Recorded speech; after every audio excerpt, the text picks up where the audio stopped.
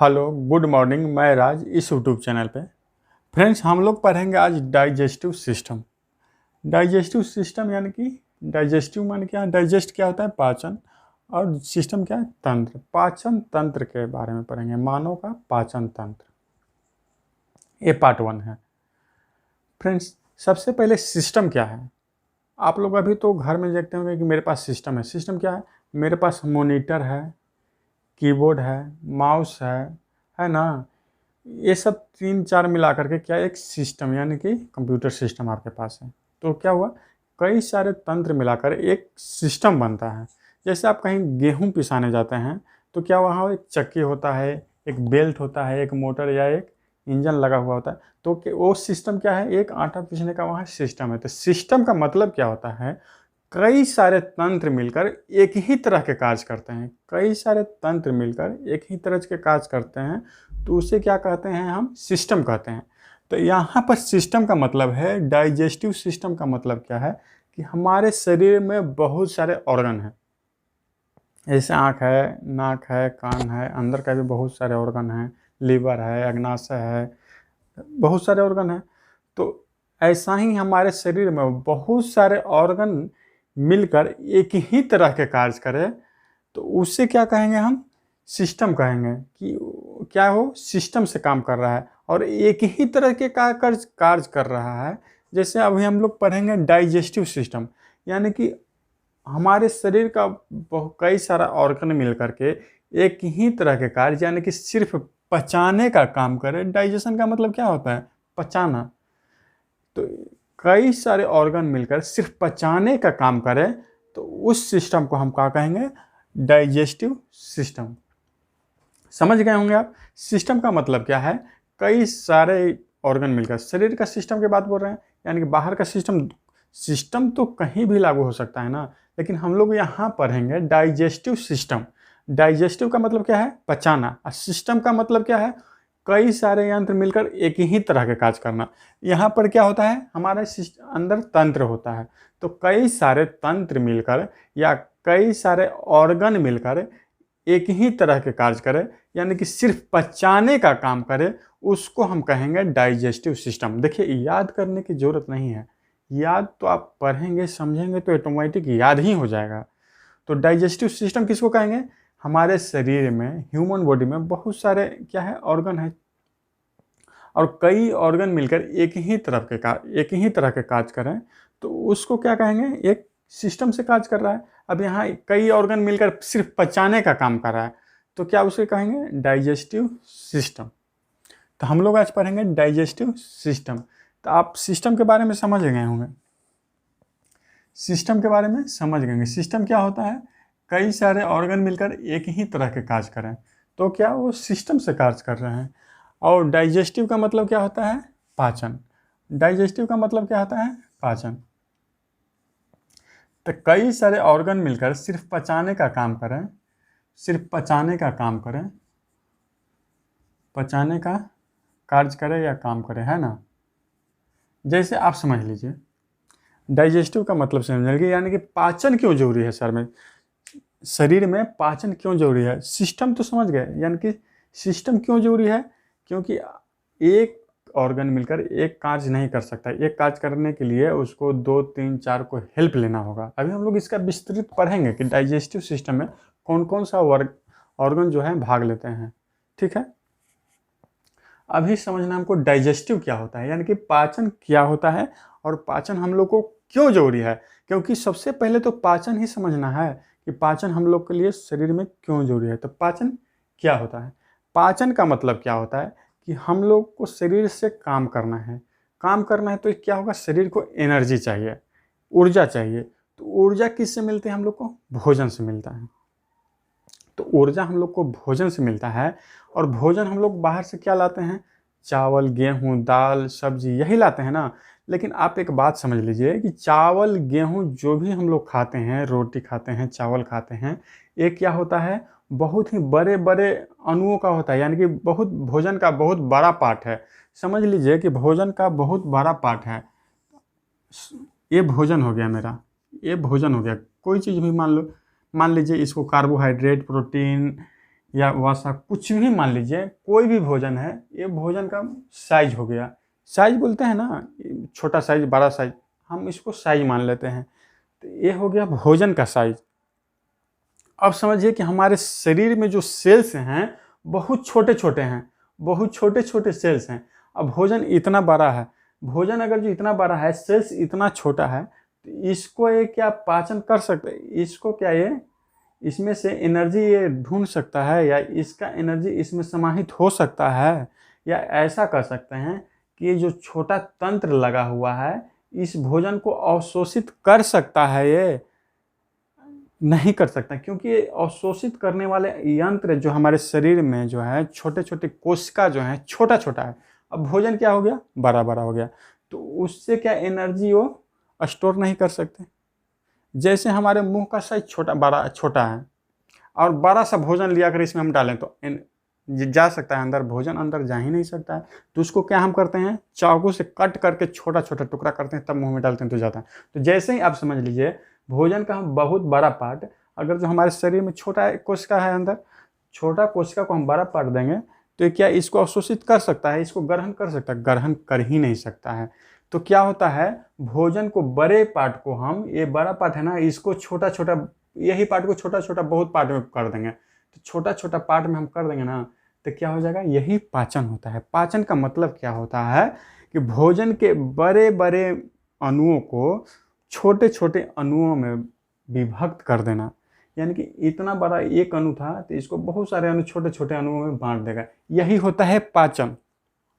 तो हमारे शरीर यही करते हैं, जो भी हम भोजन करते हैं ना, वो भोजन क्या है, बहुत बड़ा साइज है, उसको क्या करता है, पाचन क्या करता है, हम मुंह में खाते हैं, मुंह से ग्रास नली में जाता है, ग्रास नली से आमाशय में जाता है, आमाशय से छोटी आंत में जाता है। तो इस दरम्यान क्या होता है, भोजन के बड़े टुकड़ों को क्या करता है, वो बहुत छोटा छोटा टुकड़ा कर देता है।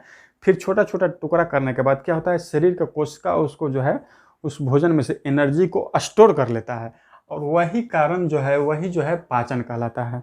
तो पाचन क्या है, भोजन के बड़े बड़े टुकड़ों को छोटे छोटे टुकड़ों में विभक्त कर देना, या दूसरी भाषा में कहें तो भोजन के जटिल भोजन को सरल कर देना, यानी कि कठिन भोजन को सरल, यानी कि बड़ा भोजन को छोटा कर देना। पाचन का मतलब ही वही होता है। जैसे हम लोग भोजन में करते क्या हैं, हम लोग भोजन में क्या खाते हैं, हम लोग भोजन में खाते हैं कार्बोहाइड्रेट। कार्बोहाइड्रेट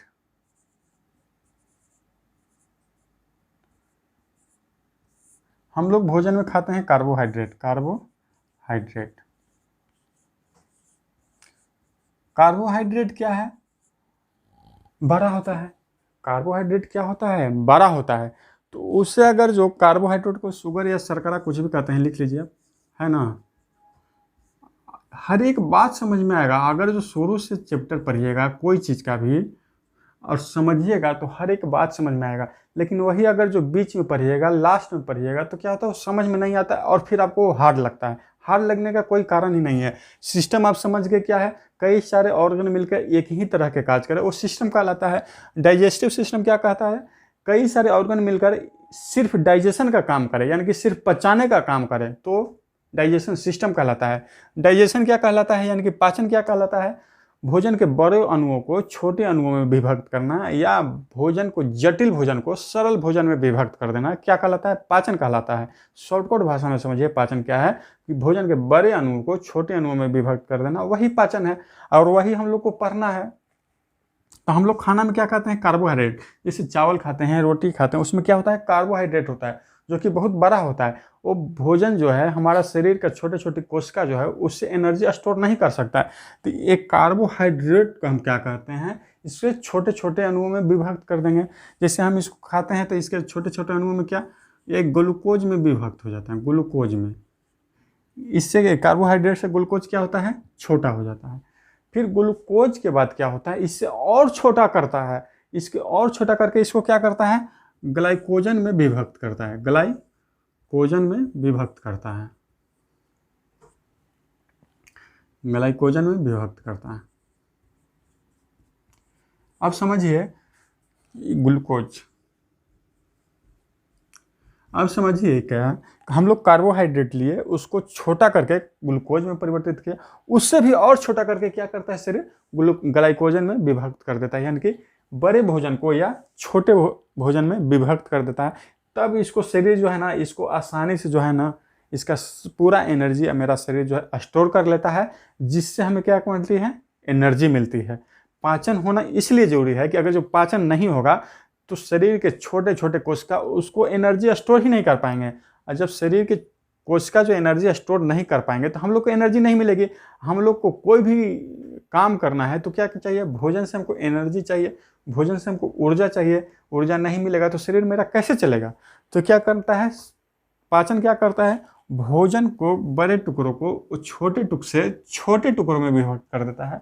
उसके बाद मेरा शरीर जो है क्या करता है, उससे एनर्जी स्टोर करता है, जिससे हम वर्क करते हैं। तो हम लोग खाना में क्या क्या खाते हैं, कार्बोहाइड्रेट, क्या है, कार्बोहाइड्रेट। इसके अलावा क्या खाते हैं, प्रोटीन खाते हैं। इसके अलावा क्या खाते हैं, फर्स्ट तो कार्बोहाइड्रेट हो गया, सेकंड क्या हो गया, प्रोटीन खाते हैं, प्रोटीन खाते हैं, प्रोटीन। प्रोटीन प्रोटीन भी क्या है, बड़ा अणु है, इसको क्या करना पड़ेगा, छोटा करना पड़ेगा। क्योंकि अगर ये 12 हम लोग खाएंगे तो ये क्या होगा, अवशोषण ही नहीं होगा। अवशोषण यानी कि शरीर को अगर जो एनर्जी देना है तो इसको हमको क्या करना है, छोटा करना है। और इसको छोटा करना ही क्या कहलाता है, हम लोग पढ़े हैं या आप लोग पढ़े होंगे, पेप्टोन कहलाता है, पेप्टोन कहलाता है, या इसको पेप्टाइड भी कहते हैं, पेप्टाइड। ठीक है। अब क्या हो गया, प्रोटीन से छोटा रूप हो गया, इससे भी छोटा और रूप एक हो रहा है। भोजन को 3 बार में इसको तोड़कर बिल्कुल छोटा कर दिया जाता है। उसके बाद जो है क्या होता है, शरीर में जो छोटी कोशिका है, छोटा सेल जो है, इससे एनर्जी स्टोर करता है। तो इसको कुछ सबसे छोटा क्या होता है, एमिनो एसिड होता है, एमिनो एसिड। एमिनो एसिड क्या होता है, सबसे छोटा होता है, यानी अमीनो अम्ल इसको हिंदी में कहेंगे, अमीनो अम्ल। हम लोग और भोजन में क्या करते हैं, कार्बोहाइड्रेट कर लिए, प्रोटीन खा लिए, अब इसके बाद क्या करते हैं, वसा। जो आप लोग कहते हैं ना कि तेल, घी, मक्खन, इसमें क्या है, सबसे ज़्यादा वसा है। मांस, मछली जो भी क्या है, मांस में क्या है, लिपिड ज़्यादा है, यानी कि इसको क्या कहेंगे, लिपिड। लिपिड, लिपिड क्या है, वसा है। वसा क्या बोले तो, वसा। वसा सबसे ज़्यादा किस में होता है, जैसे आप लोग तेलपक सामान जो कहा ना, तैलीय सामान ज़्यादा खाते हैं, तेल में, घी में, मक्खन में, यानी कि तैलीय सामान, मांस में क्या होता है, वसा जरूरी है, वसा ज़्यादा होता है। इसको एक क्या और फैट के नाम से आप लोग जानते होंगे। लिपिड यानी कि फैट यानी कि वसा, तीनों नाम एक ही हैं। ये भी क्या है, बहुत ही बड़ा फॉर्म में होता है। अब इसको शरीर क्या ग्रहण कर पाएगा, नहीं कर पाएगा। इसको क्या करना पड़ेगा, हमको लिपिड को क्या करना पड़ेगा, छोटा करना पड़ेगा। छोटा क्या होता है, इसको लिपिड को हम छोटा क्या करते हैं, फैटी एसिड में करते हैं। क्या, फैटी एसिड, इससे क्या होता जाता है, छोटा हो जाता है, फैटी एसिड। इससे और छोटा करना पड़ता है। इससे और छोटा क्या कहलाता है, आप नाम सुने होंगे कभी, ग्लिसरॉल के, ग्लिसरॉल। एक क्या होता है, सबसे छोटा हो जाता है, सबसे छोटा हो जाता है ग्लिसरॉल। स्पेलिंग ठीक है ना, स्पेलिंग देख लीजिएगा। ग्लिसरॉल यह एमिनो एसिड, एक ग्लाइकोजन है, ग्लूकोज, पेप्टोन और फैटी एसिड। तो हम लोग भोजन को क्या करते हैं, कार्बोहाइड्रेट में खाते हैं, प्रोटीन के रूप में खाते हैं और लिपिड के, और ये खाते हैं तीनों। ये तीनों क्या है, शरीर हमारा ग्रहण नहीं कर पाता, इसलिए इसको छोटे से छोटे टुकड़ों में करना पड़ता है। इसका भी छोटे से छोटे टुकड़ों में करना पड़ता है। और लिपिड का भी फैटी एसिड से ग्लिसरॉल, यानी कि सबसे छोटा टुकड़ा करने के बाद, यानी कि जब यहाँ पे आएगा तो शरीर हमारा क्या करेगा, इससे जो है एनर्जी को हमारा शरीर स्टोर करेगा, जिसके कारण मेरे शरीर में लगता है कि थोड़ा काम करने की क्षमता बढ़ गई है। तो पाचन क्यों जरूरी है, पाचन का मतलब ही क्या है कि बड़े अणुओं को छोटे अणुओं में विभक्त करना पाचन कहलाता है। पाचन का कार्य क्या है, यानी कि मुख्य उद्देश्य क्या है, भोजन से ऊर्जा लेना, यानी कि भोजन से एनर्जी लेना। अब आपको लग रहा होगा कि कार्बोहाइड्रेट आ गया, प्रोटीन आ गया, लिपिड आ गया, यानी कि वसा आ गया, प्रोटीन आ गया, शर्करा आ गया। तो सर इसमें तो जो विटामिन का नाम सुने हैं, खनिज का नाम सुने हैं, जल का नाम सुने, वो तो इसमें आया ही नहीं।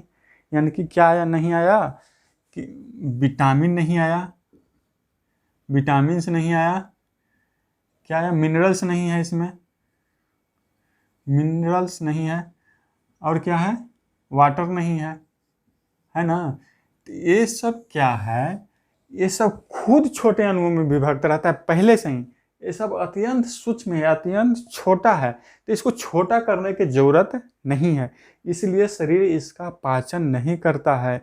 इस शरीर इसका क्या करता है, डायरेक्ट अवशोषण कर लेता है।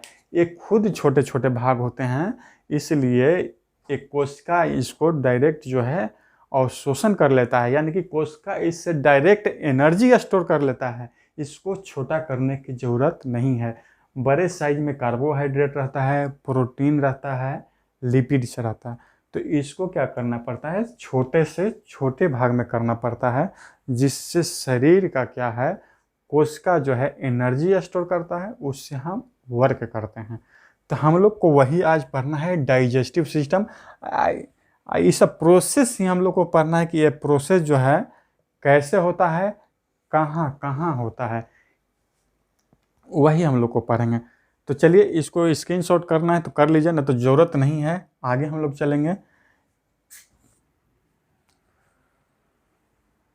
चलिए हम लोग डाइजेस्टिव सिस्टम दो ढंग से पढ़ेंगे तो आपको आसानी से समझ में आ जाएगा। जैसे हम लोग भोजन क्या यहाँ से खाते हैं, मुख से। ये क्या है, मुख है, ये क्या है, मुख है। हम लोग भोजन क्या मुख से करते हैं, हम लोग भोजन मुख से ही करते हैं ना। तो हम लोग दो पार्ट में इसको बांट देते हैं ताकि आपको समझ में बिल्कुल ही आसानी लगे और आसानी से समझ में भी आ जाए। ये क्या होता है, हम लोग जो भोजन करते हैं, भोजन जहाँ से करते हैं और जिधर से हो करके भोजन जहाँ तक जाता है, यानी कि भोजन हम मुख से करते हैं, मुख से क्या कहाँ जाता है, ये ग्रास नली में जाता है, यानी कि आहार नली इसको कहते हैं। आहार नाल अलग है, आहार नली अलग है, यानी कि ग्रास नली अलग है। तो एक ग्रास नली से होकर के ये पाइप के द्वारा, पाइप की तरह होता है, पाइप के द्वारा क्या होता है, ये आमाशय में पहुंचता है।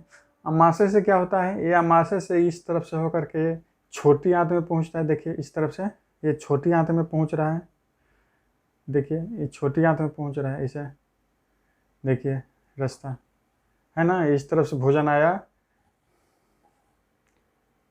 यहाँ से भोजन आ करके आमाशय से होकर के ये छोटी आंत में पहुँचता है। छोटी आंत से घूमते घूमते क्या करता है, वो बड़ी आंत में पहुँचता है। बड़ी आंत में से पहुँचते पहुँचते कहाँ जाता है, ये बड़ी आंत इधर आ करके ये रेक्टम है, रेक्टम से एनस में, एनस से क्या होता है, शरीर से बाहर निकल जाता है मल के रूप में। तो आप इसको क्या कहेंगे, आहार नाल। यानी कि जहाँ से भोजन चला और जहाँ जहाँ भोजन जो है घूमा चारों तरफ, उसको क्या कहेंगे, हम आहार नाल कहेंगे। कहाँ से, मुख से लेकर के टोटल एनस तक जितने भी पार्ट है उस पूरा क्या कहलाएगा, आहार नाल कहलाएगा। यानी मुख से लेकर के नीचे जितना भी पार्ट है पूरा क्या कहलाएगा, आहार नाल कहलाएगा। तो मुख से सबसे पहले मुख में भोजन मुख में डालते हैं, फिर ये ग्रास नली में भोजन आता है, फिर क्या आमाशय में भोजन आता है, आमाशय से छोटी आंत में भोजन आता है, छोटी आंत से बड़ी आंत में भोजन आता है, बड़ी आंत से रेक्टम में वो क्या होता है, अवशिष्ट पदार्थ होकर के वो क्या होता है, जमा हो जाता है। रेक्टम से भी समय होने के बाद वो एनस द्वारा वो मल के रूप में शरीर से बाहर निकल जाता है।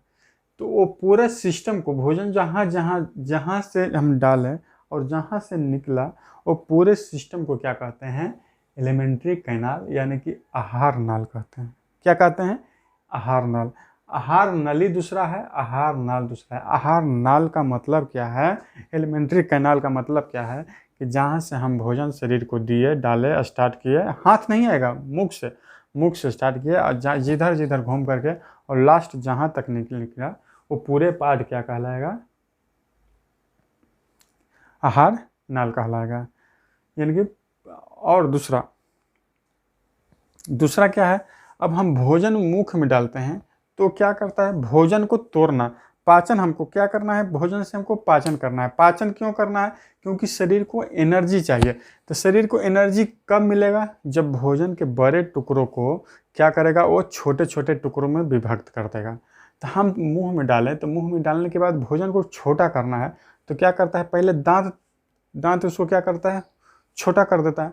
दांत को छोटा करने के बाद क्या होता है, मुंह में ही क्या होता है, एक लार होता है, सिलेवरी ग्लैंड जो होता है, ये क्या है, लार ग्रंथि जो होता है, भोजन को डालते हैं क्या, ये लार बनाना चालू कर देता है। तो मुंह में देखते हैं, भोजन जब भी डालिएगा आप पूरा मुंह में चलाइएगा तो क्या होता है, भोजन में वो भोजन में क्या मिल जाता है, ये लार मिल जाता है। यानी कि सिलेवरी ग्लैंड का काम है, जब भोजन जाए तो क्या करता है, मुंह में वो लार बना देता है, वो भोजन में मिक्स हो जाता है। और भोजन में मिक्स इसलिए होता है कि वो भोजन के बड़े टुकड़ों को, यानी कि भोजन के में जो बड़े बड़े अणु हैं, वो अणुओं को छोटे छोटे टुकड़ों में विभक्त करना इसका काम है।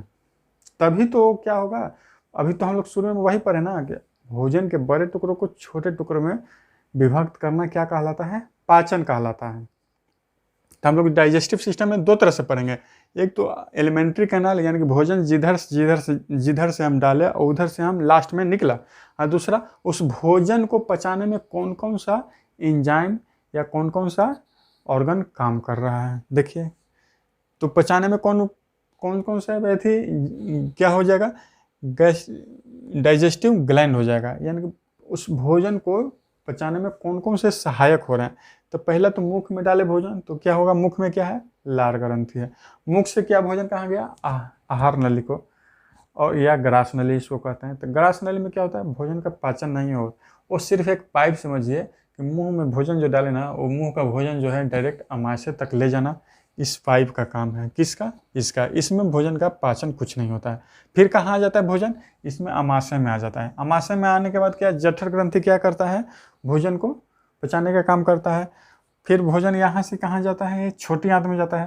तो छोटी आंत में जाने के पहले ये क्या करता है, ये लीवर जो है, ये लीवर है, ये अमाशय,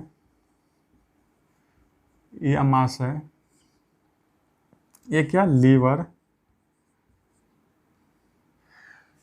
ये लीवर हो गया, यानी कि पित्ताशय। इस ये क्या है, गॉल ब्लाडर।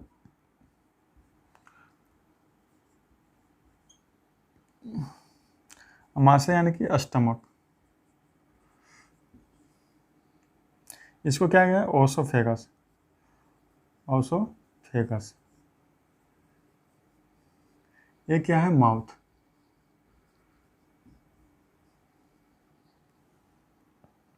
यह क्या हो गया,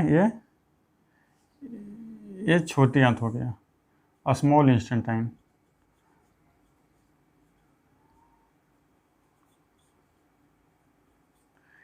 ये क्या हो गया, यहाँ से इस चारों तरफ है क्या हो गया, लार्ज इंस्टेंटाइन, बड़ी आंत, इंटेस्टाइन,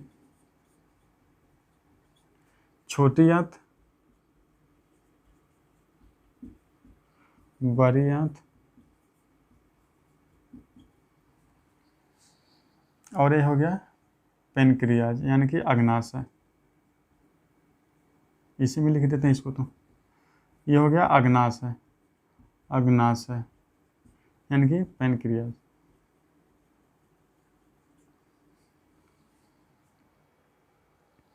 ये हो गया लार्ज इंटेस्टाइन, लार्ज इंटेस्टाइन। तो भोजन कहाँ आया, अमाशय में। अमाशय में कौन सा ग्रंथि काम करता है, देखिए दो तो ग्रंथि का मतलब क्या होता है, वो भोजन जब भी डालता है ना तो वो अपना जूस निकालने रहता है। ये ग्लैंड का क्या काम है, पाचन ग्रंथि का काम क्या है, जब भी भोजन उसमें जाएगा ना तो उसमें से एक द्रव निकलने लगता है। वो ग्रंथि क्या करता है, द्रव निकलता है, और द्रव क्या करता है, भोजन में जो है मिल जाता है। और भोजन में मिलने के बाद क्या होता है, वो भोजन के गलाना शुरू करता है या पचाना शुरू करता है, या उसको कहिए कि भोजन को तोड़ना शुरू करता है। आप जो समझना है जो समझ लीजिए। ऐसा नहीं है कि एक बस रटा मार लीजिए, रटने वाला काम करिएगा तो कभी याद नहीं होगा। क्या करना है, भोजन जब अमाशय में आया तो इसमें क्या करता है, ये जठर ग्रंथि क्या करता है, जूस निकालने लगता है, और वो जूस भोजन में मिल जाता है। उसके बाद कहाँ जाता है भोजन? छोटी आंत में जाता है। छोटी आंत में कौन कौन से? देखिए छोटी आंत में एक क्या हुआ, गॉल ब्लाडर, लीवर, यानी कि लीवर क्या करता है, पित्त को बनाता है, पित्त बना करके ये गॉल ब्लाडर में स्टोर होता है। और जब भोजन यहाँ से निकलता है, यहाँ पहुँचता है, तो गॉल ब्लाडर क्या करता है, पित्त को वो भोजन में जाके मिला देता है। ठीक है। और उसके बाद जो है अग्नाशय का काम क्या है, ये भी क्या करता है, सभी का काम वही है ना। ये तो क्या करता है, इसको पूर्ण पाचक रस बनाता है। ये पूर्ण पाचक रस क्या करता है, ये भी छोटी आंत में छोड़ देता है। तो भोजन को छोटी आंत में क्या करता है, इसका भी जूस मिला और इसका भी जूस मिला, तो यहाँ पर छोटी आंत में भोजन पूरी तरह से पाचन हो जाता है। पाचन होकर का भोजन जो है छोटी आंत में और आगे बढ़ता है। छोटी आंत में 3 भाग होते हैं, बाद में हम लोग पढ़ेंगे लॉन्ग से। भोजन पाचन होने के बाद जो अवशिष्ट पदार्थ हुआ भोजन से, जो बेकार हुआ, वो इसमें आ जाता है लार्ज इंटेस्टाइन में। लार्ज इंटेस्टाइन में होकर के उसमें जो जल है वो सोख लिया जाता है, और उसमें क्या हो जाता है, जो फालतू का वेस्ट मटेरियल है वो रेक्टम में आके जमा हो जाता है, और रेक्टम से क्या हो जाता है, मल द्वारा वो बाहर निकल जाते हैं। हम लोगों को यही आज पढ़ना है शुरू से अंत तक। ये पढ़ लिए भोजन किधर जाता है, किधर टूटता है, उसको कौन तोड़ता है, तो यही हो गया डाइजेस्टिव सिस्टम। डाइजेस्टिव सिस्टम में हमको सिर्फ यही पढ़ना है कि भोजन किधर जाता है, उसको कौन कौन एंजाइम पचाने का काम करता है, भोजन कहाँ कहाँ वो सफ़र करता है अपने शरीर में। तो चलिए इसको स्क्रीनशॉट कर लीजिए, हम आगे बढ़ते हैं। अब नहीं आ रहा है तो घबराइए मत, आप हर एक भाग को बहुत ही लॉन्ग से पढ़ना है ताकि आपको अच्छी तरह से समझ में आ जाए कि एक जो है भोजन जा कहाँ रहा है, एक और भोजन क्या है, भोजन को कौन कौन डाइजेशन करवा रहा है, हमको यही पढ़ना है। चलिए हम लोग इसको समझ लेते हैं, उसके बाद आगे बढ़ेंगे। सबसे पहले क्या करते हैं, कोई भी भोजन हम लोग करते हैं तो क्या करते हैं, रोटी का टुकड़ा हो या चावल हो, हम हाथ से उठाकर मुंह में डालते हैं। मुंह में डालने के बाद क्या करते हैं, दांतों से उसको काटते हैं, इधर लेकर चबाते हैं, इधर चबाते हैं, उसको पूरा जो है मुंह में मिलाते हैं। उस समय क्या होता है, हमारे मुख में जो है लार ग्रंथि जो है, सैलिवरी ग्लैंड क्या है, एक पाचक रस यानी कि निकलता है जो भोजन में मिल जाता है। देखिएगा भोजन को अगर जो मुख में डालते हैं ना, और थोड़ा देर मुख में पूरा चबा करके नीचे डालिएगा, तो मुख में उसमें क्या, भोजन में क्या हो जाता है, एक चिपचिपा द्रव जैसा लग जाता है। वो कहाँ से आता है चिपचिपा द्रव, सैलिवरी ग्लैंड वो काम करता है। वो सैलिवरी ग्लैंड जो है, सैलिवरी ग्लैंड जो है क्या करता है, सैलिवा निर्माण करता है। क्या करता है, सैलिवा यानी कि लार बनाता है। वो लार को बनाता है और भोजन में मिला देता है। तो भोजन में मिलाने के बाद क्या हो जाता है, 2 फायदा है। क्या है, वही हम विस्तार से पढ़ते हैं। हमारे मुख में जो है, मुख गुहा को क्या कहेंगे, भोजन को मुख गुहा में डालें, मुख गुहा को क्या कहेंगे, माउथ कैविटी, ओरल कैविटी या और बकल कैविटी। इंग्लिश में 3-4 रंग बोल सकते हैं, लेकिन हिंदी में सिर्फ मुख गुहा। गुहा का मतलब क्या होता है, खाली जगह। तो मुंह में क्या अंदर में खाली जगह है ना, तब तो भोजन को डालते हैं और हम आराम से मुंह बंद कर सकते हैं। खाली जगह नहीं रहता तो बंद ही नहीं होता। तो भोजन मुख गुहा से डालें।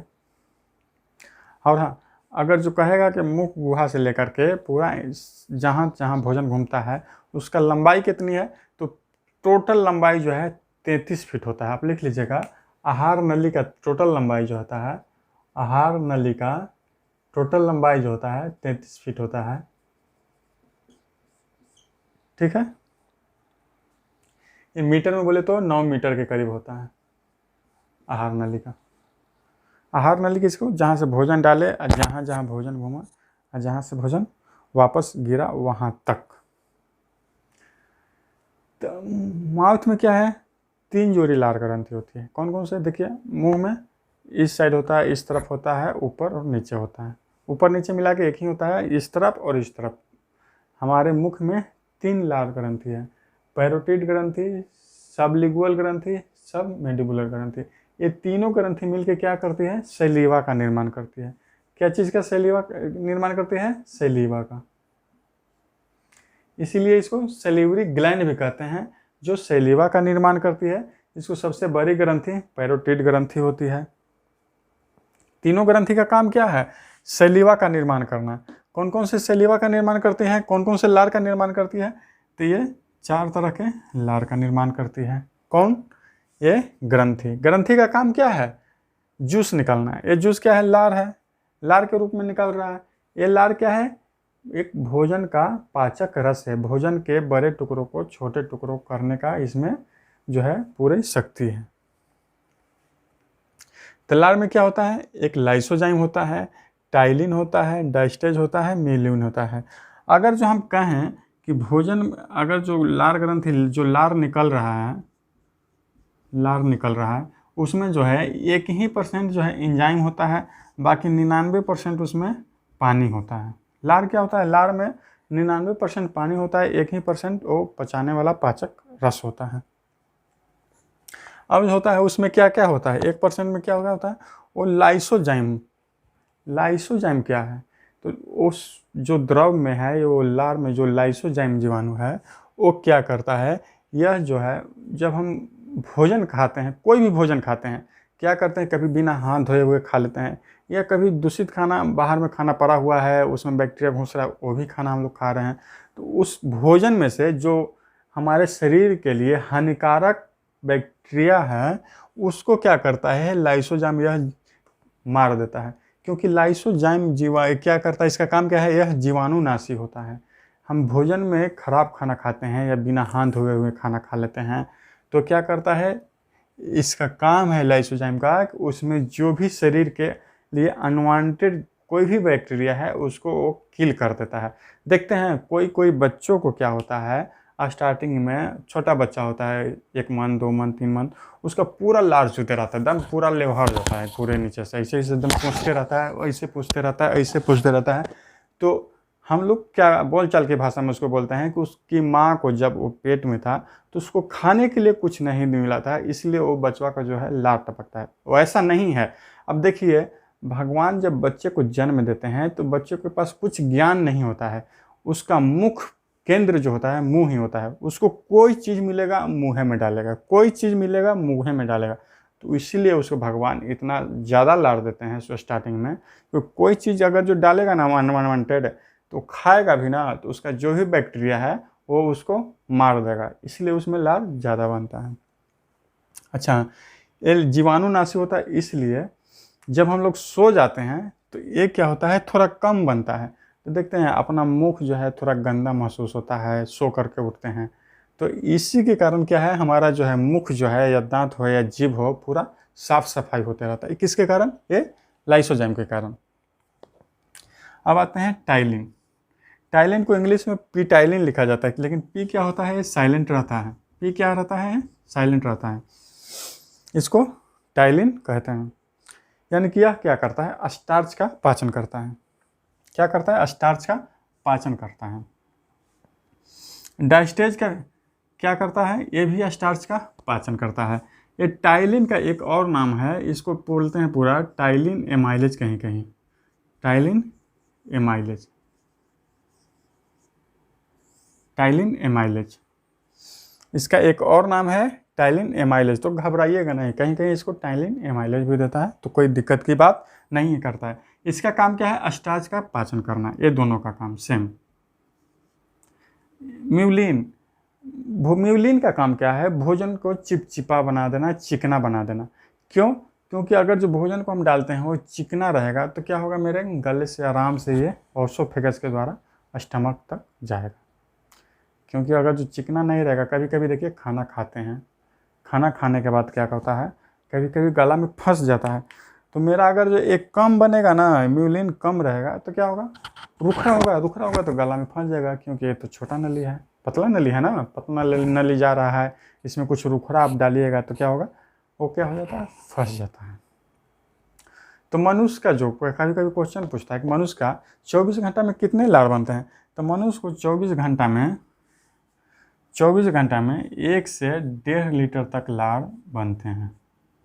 ठीक है, 1 से 1.5 लीटर तक 24 घंटा में लार बनते हैं। और ये लार का पीएच मान 6.8 होता है। पीएच मान कितना होता है? 6.8 होता है। ये देखिए, आप सभी चीज़ को पढ़ते जाएंगे, सभी चीज़ को पढ़ेंगे, तो कोई भी चीज़ आपको छूटने वाला नहीं है। तो क्या होगा? अब आपको याद हो गया, भोजन को मुख में डालते हैं, मुख में डालते हैं तो क्या करते हैं? पूरा दांत से उसको पीसते हैं, छोटा करते हैं। फिर उसमें क्या करता है, सेलेवरी ग्लैंड काम करता है, क्या करता है, पाचक रस निकलता है, यानी कि लार निकलता है। लार निकलता है तो क्या करता है, भोजन में मिल जाता है। भोजन में मिलने से क्या होता है, एक तो होता है लाइसोजाइम, उसको क्या करता है, उसमें भोजन में जितना जीवाणु है अनवांटेड, जो हमारे शरीर के लिए फायदेमंद नहीं है, उसको क्या कर देता है, किल कर देता है। टाइलिन क्या करता है, स्टार्च का पाचन करता है। डाइजेस्ट करके स्टार्च का पाचन करता है। म्यूलिन क्या करता है, भोजन को चिकना बना देता है। चिकना क्यों बनाता है, क्योंकि वो गले से अंदर तक, यहाँ तक मेरा अमाशय तक आराम से पहुँच सकें। तो कितना अच्छा सिस्टम है, सब ऑटोमेटिक काम करता है। यही पढ़ना है आगे। अब भोजन कहाँ गया, मुख में डालें, मुख में पूरा चबाए। पूरा चबाने के बाद भोजन क्या ओसोफेगस के द्वारा या नली के द्वारा नीचे उतरेगा। तो जब हम भोजन को पूरा चबा लिए, भोजन को जो पूरा चबा लिए, तो क्या होता है, आधा उसका पाचन क्या हो जाता है, 70% पाचन जो है कार्बोहाइड्रेट का, 70% पाचन जो होता है वो मुख में ही हो जाता है। कितना, 70% पाचन मुख में ही हो जाता है। तो हम लोग खाना में क्या क्या खाए थे, कार्बोहाइड्रेट खाए थे, प्रोटीन खाए थे और वसा यानी कि लिपिड खाए थे। तो हम लोग कोई भी भोजन खा रहे हैं तो मुख में सिर्फ कार्बोहाइड्रेट का पाचन होता है, वो भी 70-75% या 80%, आप कुछ भी कर लीजिए, कोई इसका परफेक्ट नहीं है कि परफेक्ट याद करना है। हाँ, ऑप्शन में जो ज़्यादा देना है कि मुख में जो होता है कार्बोहाइड्रेट का कितना पाचन होता है, एक दे देगा 50%, 40%, 80%। तो सबसे ज़्यादा ऑप्शन वाला मारना है 80%। तो मुख में कार्बोहाइड्रेट का पाचन होता है, लेकिन प्रोटीन और लिपिड यानी कि प्रोटीन और वसा का मुख में पाचन नहीं होता है। उसका हम और आगे में भोजन करते हैं, क्योंकि आगे जो भोजन कहाँ अमाशय तक पहुंचता है ओसोफेगस के द्वारा। ओसोफेगस में भी जगह, ओसोफेगस में भी क्या है, यहाँ जगह तो नहीं है, इसको मिटा के दूसरा बनाते हैं। हम मुख में से भोजन क्या हो गया, पूरा चबा लिए भोजन, पूरा चबाने के बाद क्या हो जाता है, वो भोजन यहाँ ओसोफेगस में आता है। ओसोफेगस में भोजन का पाचन नहीं होता है। ओसोफेगस क्या करता है, मुख का जो भी हम लोग चबा चबा कर जो भी लार उसमें मिलाए, वो भोजन को क्या करता है, सिर्फ मुख से भोजन को क्या करता है, वो अमाशय तक ले जाता है। इतना ही काम करता है वो।